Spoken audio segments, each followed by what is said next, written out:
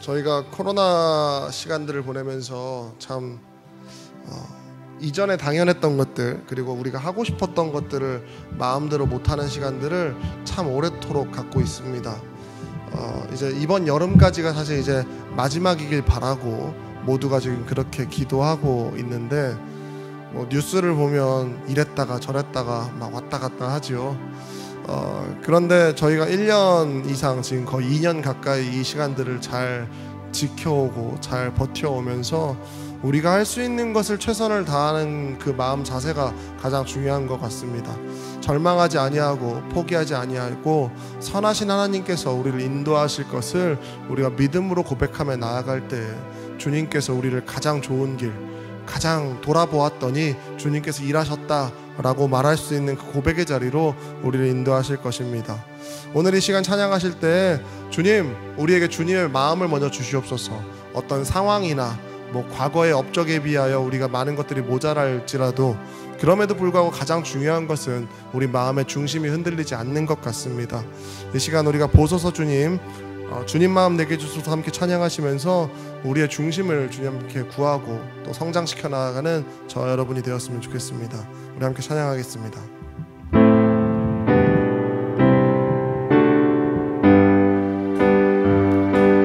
보소서 주님, 나의 마음을 선한 것 하나 없습니다. 그러나 내 모든 것 주께 드립니다. 사랑으로 안으시고 날 새롭게 하소서. 다시 한번 보소서. 보소서 주님, 나의 마음을 선한 것 하나 없습니다. 그러나 내 모든 것 주께 드립니다. 사랑으로 안으시고 날 새롭게 하소서. 주님 마음 내게 주소서. 내 아버지 주님 마음 내게 주소서. 나를 향하신 주님의 뜻이 이루어지도록 주님 마음 내게 다시 한번 고백하며 나아갑니다. 보소서 주님, 보소서 주님, 나의 마음을 선한 것 하나 없습니다. 그러나 내 모든 것 주께 드립니다. 사랑으로 안으시고 날 새롭게 하소서. 주님 마음 내게 주소서. 내 아버지 주님 마음 내게 주소서. 나를 향하신 주님의 뜻이 이루어지도록 주님 마음 내게 주소서. 주님 마음 내게 주소서. 주님 마음 내게 주소서. 내 아버지 주님 마음 내게 주소서. 나를 향하신 주님의 뜻이 이루어지도록 주님 마음 한 번 더 고백하며 나아갑니다. 주님 마음 내게 주소서.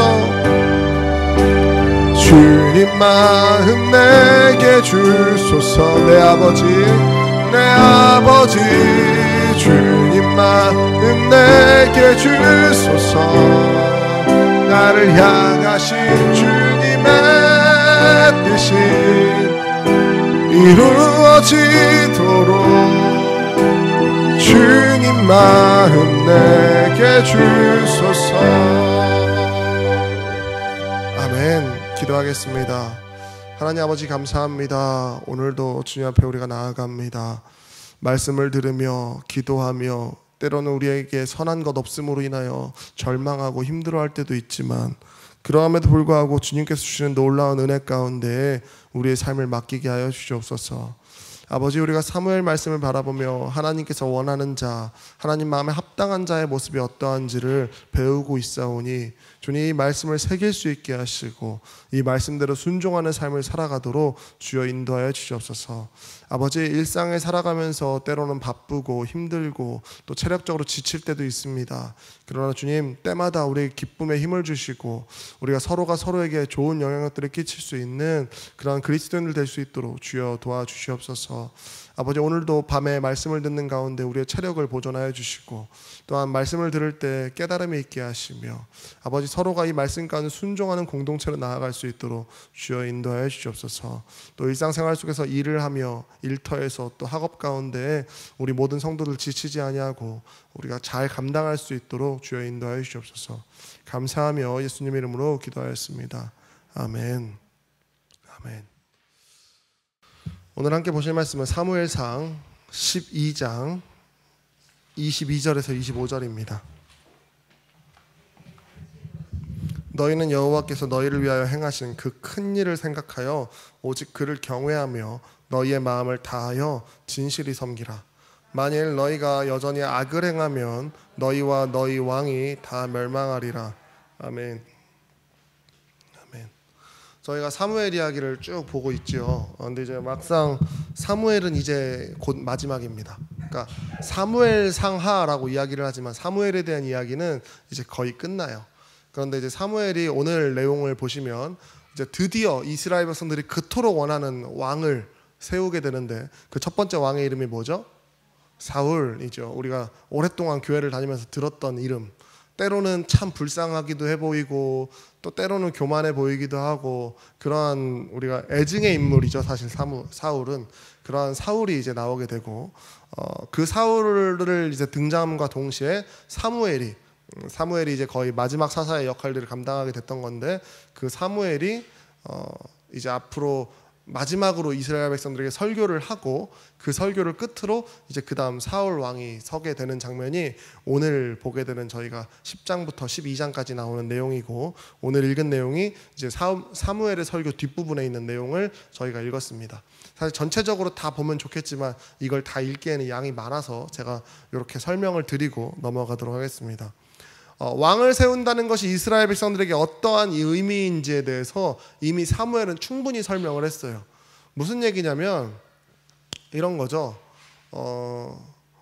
그들이 그동안 원했던 건 전쟁을 싸워서 이길 만한 강력한 왕이에요. 근데 하나님께서 이스라엘 백성들에게는 왕을 허락하지 않았어요. 끊임없이 사사들을 보내시면서 또 사사들의 연약함들을 보이시면서 인간은 의지할 만한 게 안 된다라는 걸 계속 보여주시고 하나님께서 이 백성들을 왜 출애굽을 하여서 지금까지 끌고 왔는지를 설명하고 보여주셨어요. 그리고 그 이야기를 사무엘을 통해서 마지막까지도 또 오늘 본문에 나오는 내용까지도 설명을 쭉 하는 거예요. 너희들에게 왕보다 필요한 건 진짜 왕이 누구인지를 깨닫는 것이다 라고 계속 끊임없이 설명을 합니다. 그런데 이스라엘 백성들은 그 종살이했던 애굽에 종살이했던 그 시간을 기억하면서도 그들이 이걸 모르는 게 아니거든요. 절기를 다 지키고 있으니까. 사실 왜냐하면 절기를 지킬 때 그 이스라엘 백성들이 종살이했던 모든 내용들을 자기 자녀들과 이야기를 하기 때문에 다 알 수밖에 없어요. 그런데 그런 상황 가운데에서 이스라엘 백성들이 또 왕을 세워서 왕의 종노릇을 본인들이 하겠다라고 이야기를 하고 있습니다. 근데 사실 이스라엘 백성들이 종노릇하고 싶어서 왕을 달라고 했을까요? 아니죠. 네.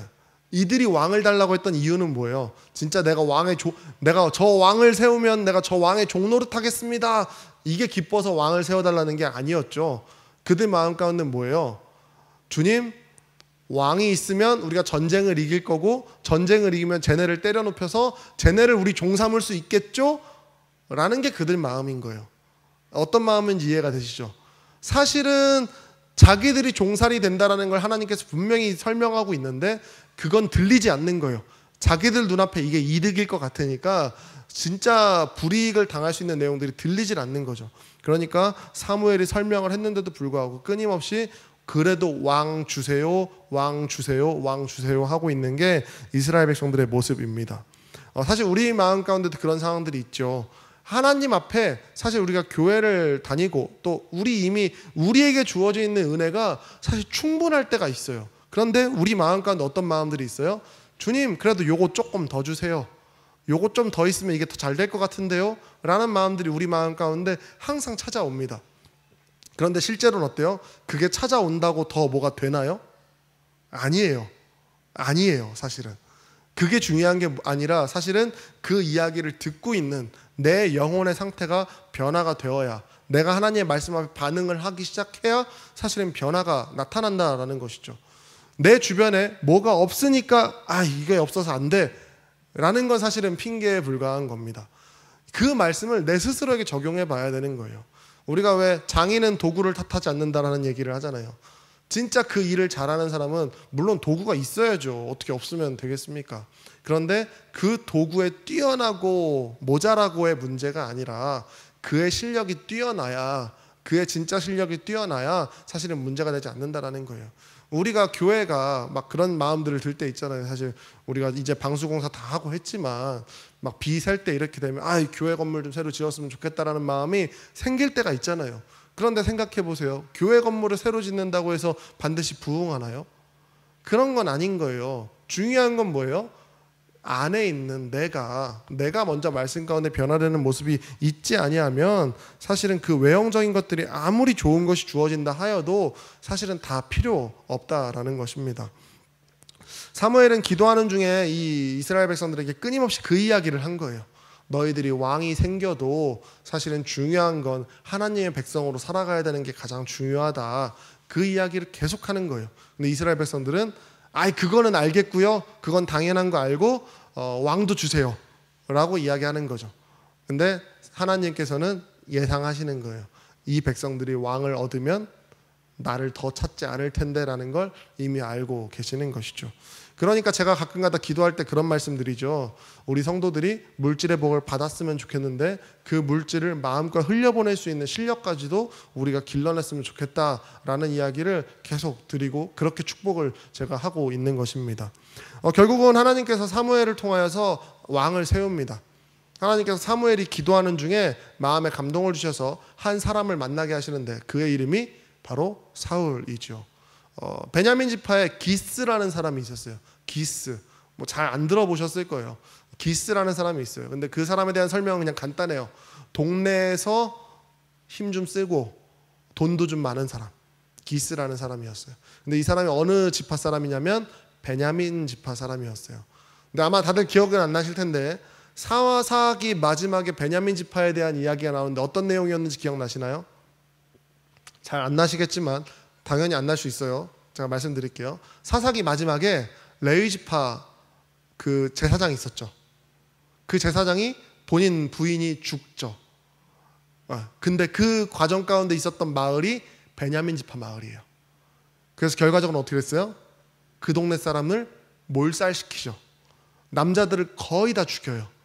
그래가지고 남자 한 200명, 300명 남겨가지고 이제 겨우겨우 미안하니까 막 자기 여러 지파 여인들 섞어가지고 존속을 겨우겨우 시켜준 지파가 베냐민 지파.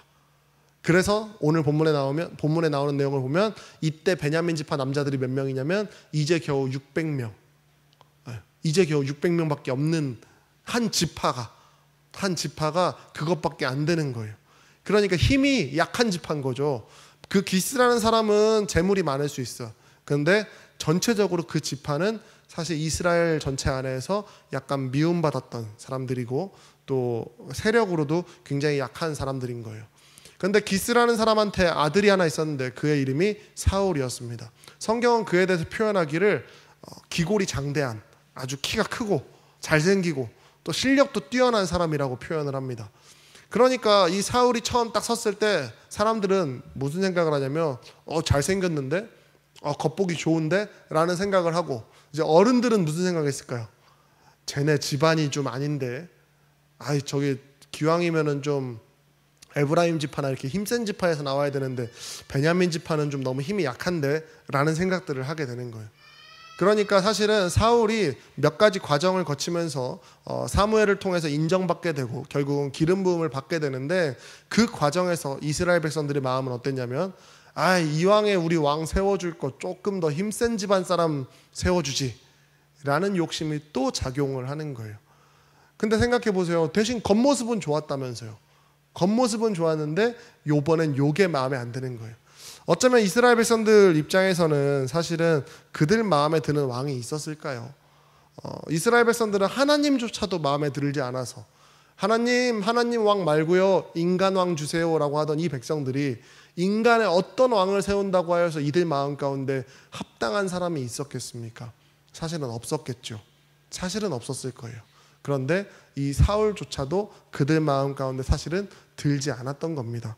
결국은 우리가 다음 주에 이제 보게 될 내용이지만 이 사울은 우리가 잘 알고 있는 것처럼 실패하게 됩니다. 하나님 마음에 합한 모습이 보여지지 않게 되고 결국은 무너지게 되는 것이죠. 그리고 그 다음에 우리가 알고 있는 누가 등장해요? 다윗이 등장하는 겁니다. 그리고 다윗이 하나님 마음에 합한 자라고 하는 아주 놀라운 칭찬을 듣게 되는 거죠. 그리고 우리 신앙인들은 어떤 욕심을 갖고 살아가는 거예요? 하나님 마음에 합한 자로 살았으면 좋겠다라는 마음을 가지고 살아가는 게 우리 신앙인의 모습인 것이죠. 이 말씀을 보면서 우리가 기억해 봐야 할 것은, 과연 우리 인간이, 저와 여러분이 세상에 있는 어떤 것들로 우리의 욕심과 우리의 마음을, 공허함을 채우려고 할 때 과연 우리 마음을 만족스럽게 채울 수 있는 게 존재할 수 있을까요? 사실은 없다라는 것입니다. 제가 청년회랑 나누면서 약간 예전에 제가 공부했던 철학적인 내용을 얘기를 설명했었는데, 인간이 창조되고요, 이건 교회에서 표현하는 내용들은 아니에요. 철학적인 설명들인데, 인간이 신이 하나님이 인간을 만들었을 때 생명을 불어넣으셔서 하나님이 있었던 요 자리가 있었던 거예요. 가슴팍 가운데 표현을 하면. 근데 하나님께서 떠나가셨어. 우리의 죄로 인해서 떠나가면 여기 꽉 차 있었던 게 훅 빠지면 어떻게 되겠어요? 여기가 빈자리에 흔적이 남겠죠. 그러면 인간은 이 빈자리를 채우려고 끊임없이 노력하는 거예요. 공허한 자리를 돈으로도 채워보고 사랑으로도 채워보고 어떤 인정으로도 채워보고 막 채우려고 노력을 하는 겁니다. 그런데 그게 원래 하나님이 있던 자리인데 다른 것들로 채워질 수 있을까요? 아무 걸로도 채워질 수가 없는 거예요. 대충 메꿨을 뿐 그것은 하나님 아니면 채워질 수 없는 자리라는 것이죠. 그러니까 지금 이스라엘 백성들이 원래 하나님의 백성들, 하나님의 통치 아래에서 출애굽을 하여서 하나님 아래에서 살아가는 법을 만나와 메추라기를 먹으면서 매일매일 은혜 가운데 살아가는 걸 경험했던 이 백성들이 사실은 하나님으로부터 채움을 받아야 되는데 그것을 계속 다른 것들로 인간 왕으로 채우려고 하는 이러한 모습들 가운데는 해결 방법이 없다라는 것이죠. 그러니까 저와 여러분은 우리 마음 가운데 있는 모든 공허함에 대한 문제들, 때로는 힘들고 지치면 쉼을 가질 수 있죠. 그러나 그건 육신의 쉼일 뿐 우리 영혼에 대한 모든 갈급함은 하나님 외에는 채울 방법이 없다라는 것입니다. 그리고 이 모든 이야기를 이제 하면서 사실 사무엘이 이제 마지막으로 이스라엘 백성들을 다 소집합니다. 내가 이제 나이가 들었고 이제 더 이상 당신들을 이제 인솔할 자격도 없고 이제 그렇기 때문에 당신들에게 이제 마지막 설교 메시지를 전합니다라고 하면서 제가 지금까지 쭉 했던 내용들, 이스라엘 백성들이 하나님의 백성으로 살아가야 되고 출애굽할 때 애굽에 종살이하던 이 백성들을 하나님의 백성으로 인도하여 낸 그 모든 과정들과 사사기 말씀을 통하여서 사사들을 끊임없이 보내서 이스라엘 백성들을 향하여금 하나님 안에서 살아야 한다라고 끊임없이 반복되는 메시지, 그 가운데서 끊임없이 타락하는 이스라엘 백성들의 이야기를 사무엘이 쭉 읊어내는 거예요. 그리고 나서 마지막에 지금 뭐라고 하고 있냐면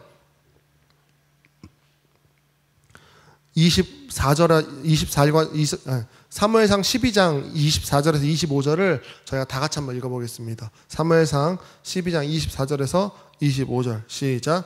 너희는 여호와께서 너희를 위하여 행하신 그 큰 일을 생각하여 오직 그를 경외하며 너희의 마음을 다하여 진실히 섬기라.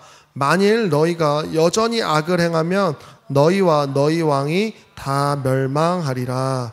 아멘. 뭐라고 하세요? 하나님께서 그 큰 일들을 기억하고 우리가 말씀을 공부하고 말씀을 배우는 이유는요. 그 하나님의 그 크신 일들을 기억하는 거예요. 내 마음 가운데 기억하고 다시 한번 반복하고, 그래서 하나님께서 나에게 어떠한 일들을 하셨고 나에게 어떤 은혜를 주셨는지를 기억하는 거예요. 그리고서 하나님께 어떻게 하래요? 마음을 들여서 하나님을 경외하고 우리의 마음을 다하여 진실이 섬기래요. 하나님을 진실이 섬기며 나아가래요. 예배할 때 하나님께 드리는 그러한 마음으로 진실하게 나아가래요. 그리고 25절에 뭐라고 기록합니까? 그러나 너희가 만일 악을 행하면 너희와 너희 왕이 다 멸망하리라 라고 이야기를 합니다. 너희들이 세워놓은 모든 것, 너희들이 욕심 가운데 세웠던 모든 것들이 하나님께서 허락해 주실 수 있는 것이지만 그 모든 것들이 악을 행하면 모든 것들이 무너질 것이다 라고 이야기를 합니다. 그러니까 이스라엘 백성들이 기도하고 원했기 때문에 왕을 주신 거잖아요. 그런데 그 모든 것들까지도 악을 행하면 무너진대요. 자, 그러면 이제 여기서 마지막 이제 이야기를 마칠 텐데, 그럼 여기서 말하는 악은 뭘까요? 저기 지금 은성이가 막 악을 썼는데, 이게 악일까요? 악을 쓴다, 악을 행한다라는 건 뭘까요? 성경이 말하는, 우리가 이제 기억해야 되는 거예요. 내가 생각하는 악을 행하는 거 말고, 그러니까 예를 들어서 제가 채은이 이렇게 왔는데, 채은이 너 못생겼어 이렇게 하면은 상처받잖아요. 제가 이렇게 싫은 소리 하면 상처받을 거 아니에요, 사람이. 근데 이런 거는 말 그대로 우리가 생각하는 나쁜 짓, 나쁜 말, 나쁜 행동이라는 것이고요. 성경이 말하는 악을 행한다라는 건 뭐예요? 하나님과 돌아서서 간다라는 거예요. 하나님과 상관없는 길을 향하여 나아간다는 걸 성경은 악을 행한다라고 말합니다. 그래서 선한 길을 따른다는 건 반대로 뭐겠어요? 하나님께서 원하는 길로 내가 나아간다라는 걸 뜻하는 것이죠. 저와 여러분에게 하나님께서 요구하시는 건 이 24절과 25절에 있는 내용인 거예요. 하나님의 크신 일을 기억하고 오직 여호와를 경외하며 우리의 마음을 다하여 진실히 하나님을 예배하고 만일 악을 행하지 않도록 오직 선한 길, 하나님의 길을 따라서 걸어갈 수 있도록 우리가 최선을 다해 살아가야 한다라고 주님께서는 말씀하고 계신다는 것입니다. 저와 여러분이 이 사무엘상 말씀을 기억하시면서 하나님 마음에 합당하게 살아가는 것, 우리는 때로는 무너지고 부족하고 실수하지만 끊임없이 우리의 마음을 주님 앞에 드리며 나아가는 저와 여러분이 되시길 진심으로 소망하고 기도합니다. 제가 기도하고 말씀 마치겠습니다. 하나님 감사합니다. 하나님, 우리는 너무나 연약하고 부족하여서 끊임없이 하나님께서 은혜를 주심에도 불구하고 내 욕심과 내 생각을 따라서 왕을 요구하곤 합니다. 그러나 세상의 그 어떤 왕도, 그 어떤 우상도, 그 어떤 것들도 우리 마음 가운데 있는 공허함을 결코 채울 수 없음을 고백하며 나아가오니 주님, 우리 마음에 있는 모든 공허함을 하나님으로부터 채울 수 있게 하여 주시옵소서. 오직 복음 가운데 거할 때 나의 영혼의 갈급함들이 채워진다는 것을 꼭 기억할 수 있게 하시고, 주님, 힘들고 어렵더라도 공동체 안에서 말씀을 바라보고 함께 기도하며 우리가 함께 행하며 나아가는 공동체로 살아가도록 주여 인도하여 주시옵소서. 아버지, 우리가 이 말씀 붙들고 또 한 주간 승리하기를 원합니다. 주님, 주일날 다시 볼 때까지 우리가 최선을 다해 살아갈 수 있게 하시고, 언제나 우리의 마음이 선한 영향력들, 하나님의 선한 길을 따라 걸어갈 수 있는 우리 주교영문 공동체 될 수 있도록 주여 인도하여 주시옵소서. 감사하며 예수 그리스도의 이름으로 기도드렸습니다.